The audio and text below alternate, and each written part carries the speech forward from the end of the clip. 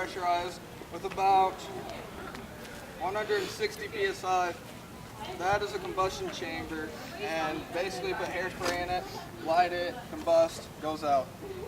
So I'm going to shoot this off. This air pressure buildup in here is going to go through this barrel, shooting the potato.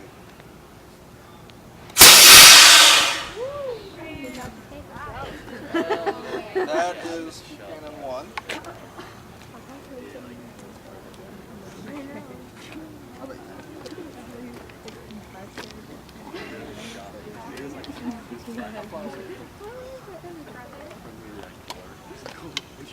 And suave. Everyone uses suave.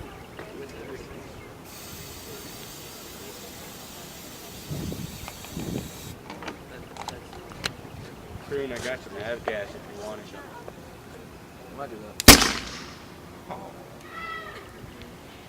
Oh, last time I went further, but basically the hairspray in there is a buildup and it launches out. What happened? But yeah, there's a spark in there that lights the hairspray. You gonna do it again? Okay, we're done.